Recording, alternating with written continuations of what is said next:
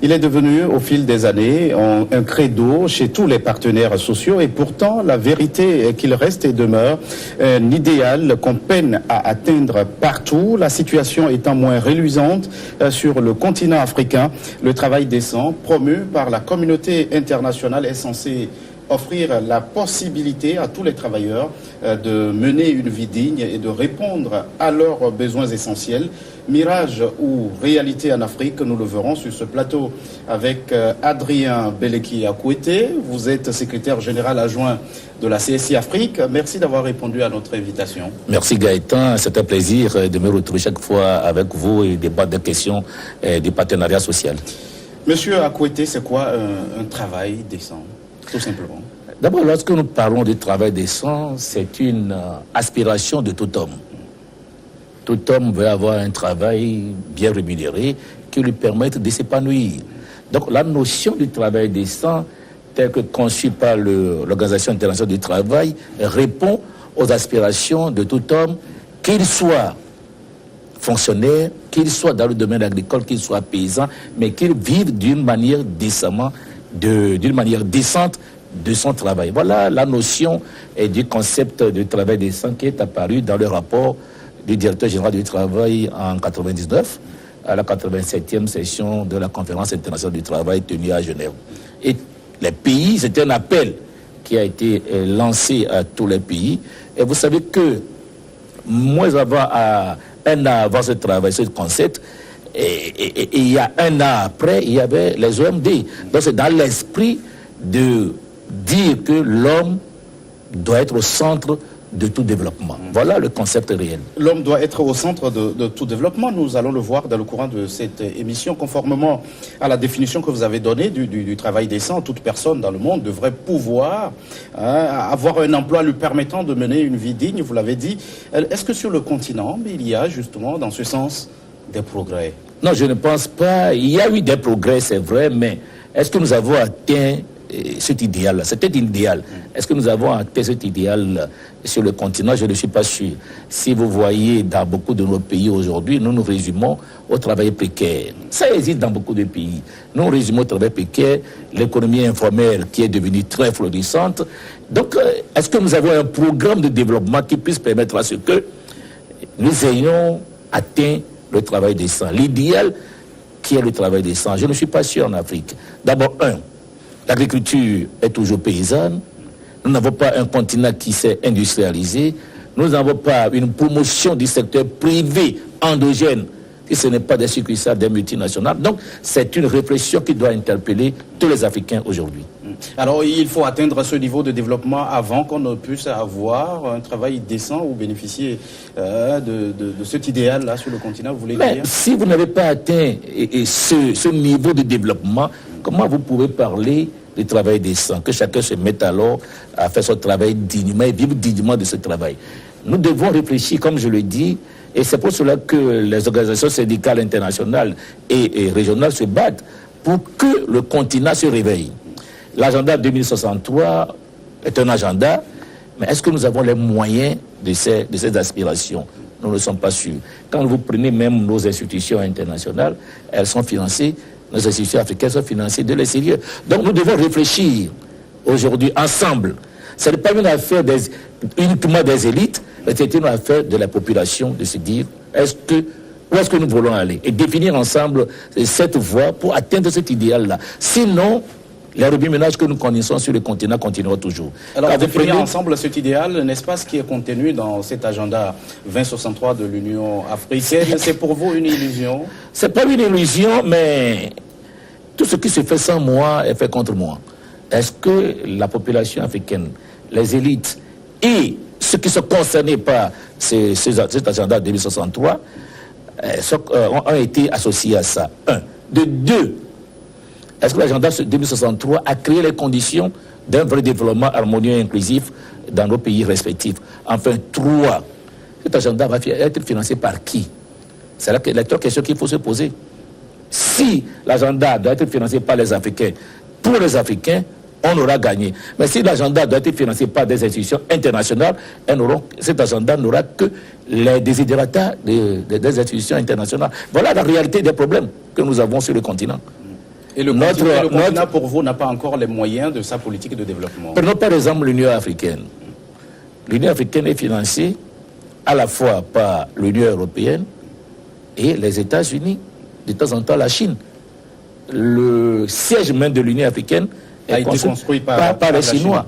Est-ce que nous n'avons pas la capacité de nous-mêmes de nous doter d'un siège pour notre union, pour notre panafricanisme? Tout le monde revient à ce panafricanisme-là.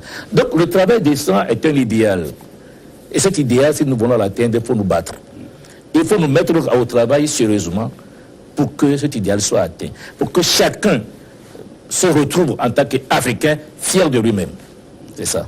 Est-ce qu'il faut atteindre cet idéal pour que les droits des travailleurs puissent être respectés, puisque c'est un constat partagé? Il y a de plus en plus un flagrant déni des droits des travailleurs sur le continent. Non, vous avez constaté, sinon vous le constatez avec moi, que depuis quelque temps, les pays africains ne se donnent pas les moyens de leur politique. Et si c'est les succursales des multinationales, il y aura toujours un déni des droits sociaux. Je donne un exemple. Il y a eu tout récemment une étude sur la bière Henken, la brasserie Henken en Afrique. Et la conclusion, c'est que si Henken quitte un tout petit peu sa position politique des fois sur le continent, certains chefs d'État vont tomber. Cela veut dire en filigrane que c'est Henken qui soutient ce chef d'État-là. Donc, comment voulez-vous qu'il n'y ait pas un déni de droits sociaux en ce moment? Puisque Henken a le soutien du pouvoir en main. Donc voilà un peu ce qui se passe. C'est pourquoi je dis, nous devons cultiver le secteur privé endogène et non pas les succursales des multinationales. Nous devons nous-mêmes créer les conditions nécessaires pour avoir un secteur privé productif qui répond aux aspirations de nos pays respectifs.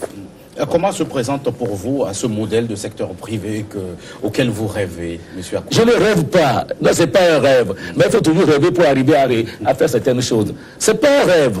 Aucun pays ne peut se développer avec la fonction publique. Ça, il faut avoir le courage de le dire. C'est la création d'emplois revient au secteur privé dynamique. Or, il est là le secteur privé. Lequel? C'est la question qu'il faut se poser. Lequel? Cher ami Gaëtan, lequel? Quand vous prenez beaucoup de pays africains, c'est le secteur privé importé par des succursales. Regardez un peu à Lomé aujourd'hui. Il y a dans beaucoup de quartiers des boutiques champions. Vous croyez que champion ne tue pas l'économie nationale? Je ne vais pas lancer une révolution contre nos amis de champions. Ils se sont installés, d'accord. Mais quand vous voyez les petites boutiques qui sont ouvertes, pas des prêts des Togolais, hein, vous croyez que champion n'aide pas à les tuer? N'est-ce pas la libre concurrence dans le Oui, c'est la libre concurrence, mais il faut aussi... Non, la libre concurrence commerciale ne vaut pas rapport. Vous savez, on critique beaucoup aujourd'hui Donald Trump. Non, Donald Trump a compris que sur le marché complètement ouvert, donc c'est la mort des industries nationales. C'est la mort des industries nationales. Donc, je pense sincèrement que le secteur privé dont nous parlons pour l'Afrique doit être un secteur privé endogène, créé par des Africains pour des Africains. Je ne dis pas qu'ils seront mieux que les succursales des multinationales, mais créé par des Africains pour des Africains, pour que les dividendes de ce secteur privé profitent alors à la population qui y travaille. Voilà un peu le problème qui se pose sur le continent africain. Et dans ce contexte, M. Akwete, dans plusieurs pays, on assiste plutôt à la fragilisation du dialogue social qui perdure. Comment dans le cadre du processus de réalisation d'un travail décent pour tous, on peut avoir une situation pareille? Non, le problème est très simple à résoudre. Quelles sont les conditions dans lesquelles ce secteur privé vient s'installer? Dès le départ, le contrat qu'on doit signer avec ce secteur privé doit impliquer les partenaires sociaux. Et si ces partenaires sociaux sont impliqués, il y a les droits qui sont inscrits déjà dans l'accord qu'ils vont signer. Vous avez le sentiment que ces partenaires sociaux ne sont pas suffisamment impliqués? Pas suffisamment impliqués. Non, pas suffisamment impliqués. Ce n'est pas de leur faute non plus. Ce n'est pas eux qui signent l'accord. C'est l'État togolais les États qui signent des accords. Ces États doivent comprendre que c'est leur propre population qu'on utilise pour générer des revenus, mais ces revenus doivent participer au développement et l'épanouissement de cette population. Tel cas contraire, il y aura toujours des grèves, il y aura toujours des manifestations qui ne permettent plus un développement harmonieux et inclusif. Donc voilà un peu, les droits sont là, tout le monde les connaît. Mais lorsqu'on veut créer un secteur, ou bien on veut s'insérer dans un pays, il faut que les conditions soient réunies pour une bonne harmonie entre le travailleur et l'employeur. Et le reste, c'est facile à faire. Nous avons, c'est un exemple dans le cas du Togo, la situation des travailleurs dans ce qu'on appelle la zone franche qui a défrayé la chronique depuis plusieurs années. Est-ce qu'aujourd'hui il y a une amélioration puisqu'on parle des multinationales, il y en a une partie dans ces... Bon, je crois qu'il y a eu, nous étions partis de la zone franche pure et dure pour arriver maintenant à la zone franche qui s'inscrit dans le Code du travail du Togo. Ça, c'est déjà une amélioration. Maintenant, les syndicats doivent avoir la capacité de discuter avec leurs employeurs. Je ne jette pas la pierre aux employés tout simplement. Est-ce que les syndicats qui sont dans ces zones franches ont la capacité nécessaire? Point d'interrogation. 2.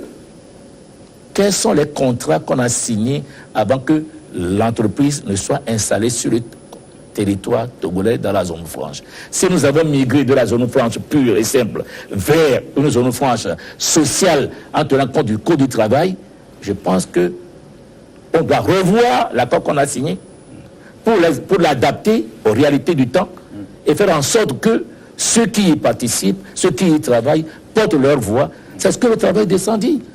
C'est ce que le travail descendit. Donc, si la personne vient au travail et qu'elle travaille dans de bonnes conditions de sécurité et que la rémunération, la protection sociale est couverte, rien ne l'empêche d'être productif. Nous voulons avoir des entreprises productives et inclusives. Nous ne voulons pas avoir des entreprises productives pour le bénéfice des employeurs et pour le non-bénéfice des travailleurs, pour que le travailleur devienne un esclave dans l'entreprise. C'est tout le problème. Vous parlez de la protection sociale, est-elle réelle? Elle est réelle. Le Togo a fait beaucoup d'efforts, beaucoup d'Africains ont fait des efforts. Vous vous souvenez que... Et dans toutes les entreprises, les employés en bénéficient? Tout dépend des employés eux-mêmes. La loi est claire aujourd'hui. 1. Vous êtes libre d'aller vous affilier à la caisse de sécurité sociale pour bénéficier des avantages de la caisse, même si votre employeur ne vous a pas déclaré. Il faut que les travailleurs le sachent. Et ramener le document à votre employeur. S'il veut résister, alors vous faites intervenir l'inspection du travail, qui le remet à l'ordre. Bon. 2. Si vous voyez depuis les objectifs du millénaire pour le développement, vous allez constater que sur le continent, beaucoup de choses ont bougé. Au Togo, par exemple, aujourd'hui, nous avons l'Institut des mutuelles, je crois, quelque chose comme ça, l'INAM, l'Institut national d'assurance maladie, qui s'étend vers l'économie informelle petit à petit. Donc, la protection sociale est prise en cœur par les autorités. Maintenant, est-ce que ça couvre tous les aspects de la protection sociale? Là, c'est des discussions qu'on peut faire. Monsieur Akwete, le travail décent comme concept a été introduit, vous l'avez dit, et promu initialement par l'Organisation internationale du travail en 1999. Alors, depuis lors, le regard porté, quel regard portez-vous sur la mise en œuvre de l'agenda de l'OIT sur le travail décent, notamment en ces 4 piliers? Oui, les 4 piliers, vous les savez, vous les connaissez. D'abord, il y a l'emploi.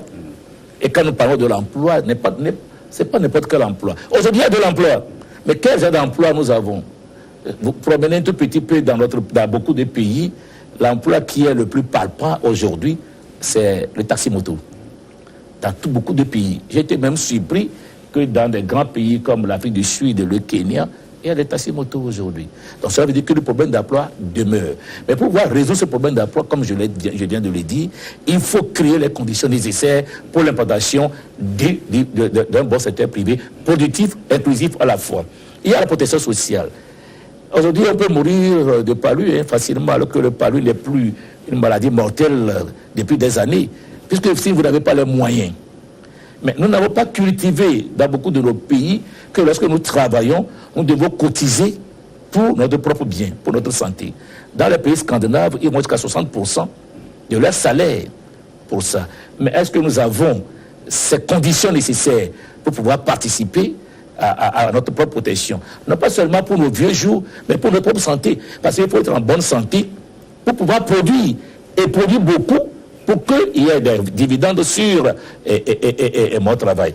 Le droit des travailleurs. Est-ce qu'aujourd'hui, les entreprises multinationales qui s'installent dans nos pays acceptent le droit de se syndiquer? Ah non.